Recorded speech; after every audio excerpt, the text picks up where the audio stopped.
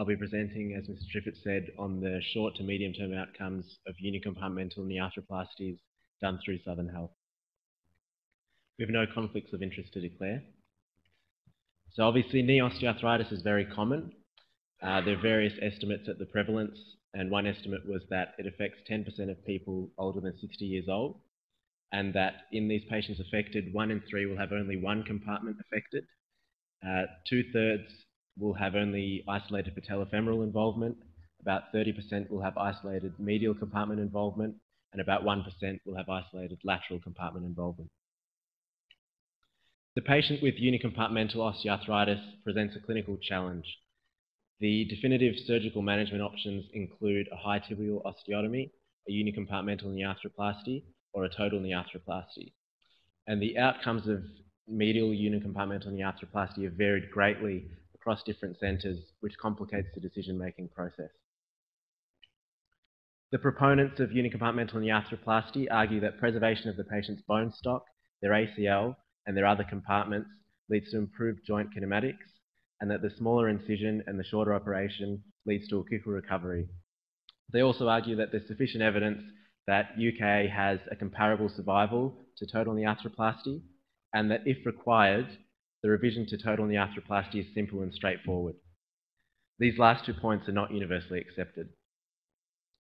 So there's evidence out there as well, which is argued by the opponents that the survival of unicompartmental knee arthroplasty is in fact inferior to total knee replacement, and that the revision operation from a uni to a total knee replacement can be actually quite technically demanding and require more than primary TKA prostheses.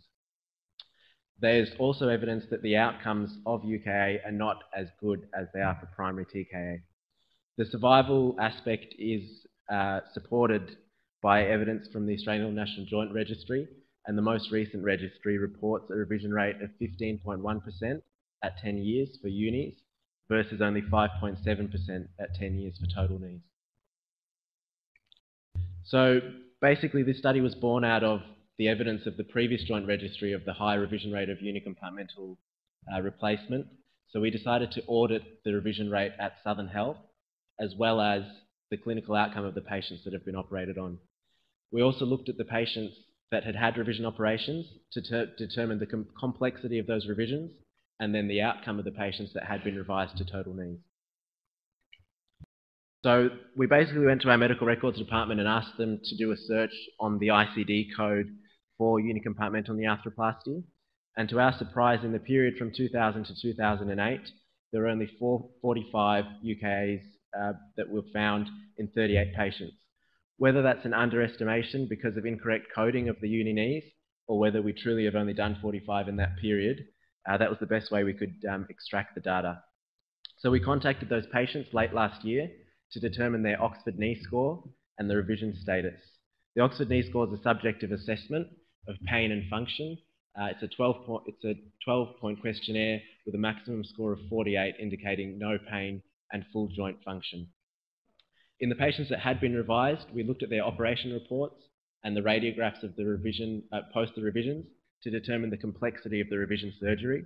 And we did a Kaplan-Meier survival analysis on the revised knees to work out the cumulative revision rate. The demographics of our cohort, so we had a mean age of 62, a mean BMI of 34, 58% were female, 31 of the 38 patients had only a unilateral procedure, 7 had a bilateral procedure, of which 4 were staged and 3 were done on the same day. So of the 45 unis done in the 38 patients, 32 were done by 10 different consultant orthopedic surgeons, 8 were done by fellows, and 5 were done by registrars.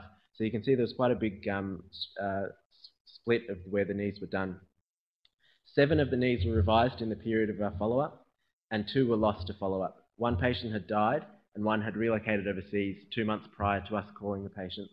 We determined from the patient's medical practitioners and the medical record that at the time of the study they had not been revised. In terms of prostheses used for the uni knees, the vast majority were the Oxford knee, which made up about 80%, and then 5 other prostheses made the remaining 20%. In terms of clinical outcome, of the 36 UKAs that were unrevised that were available to follow-up, at a mean follow-up of 5 years, their Oxford knee score was 35 out of 48. Of the 7 uni knees that had been revised to total knees, at a mean follow-up of 3 years, their Oxford knee score was only 22 out of 48. To put these numbers into perspective, an Oxford knee score of 20 to 29 corresponds to moderate to severe knee arthritis, and 30 to 39 to moderate arthritis.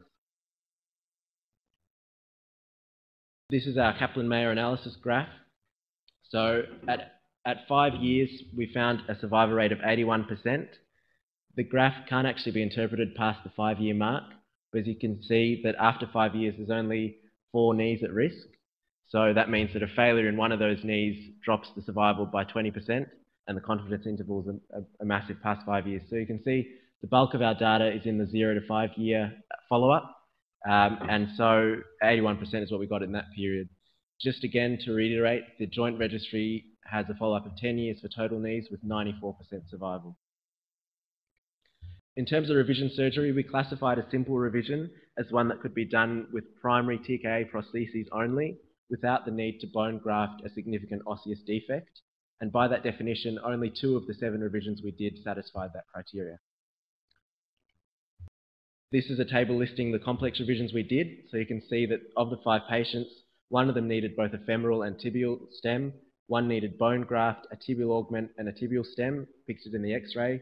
1 needed only a tibial stem, 1 only a tibial augment, and 1 bone graft for an osseous defect. As I mentioned, our experience hasn't been universal. There have been quite a few studies that have shown quite a good survival rate for uni knees. So Price and Svard in Sweden looked at more than 500 medial uni knees done by 3 surgeons and reported on a 91% survival rate at 20 years. Pandit et al. Out of Oxford looked at 1,000 Oxford knees done by 2 surgeons and found a 96% survival at 10 years. And they found that their Oxford knee score at 41 years, at 5 years, was 41. So they had excellent functional outcomes as well. Saldanha et al. Looked at more than 1,000 knees over 15 years in the UK and Sweden, and they report that of the 36 knees that needed to be revised to total knees, 28 of those, almost 80%,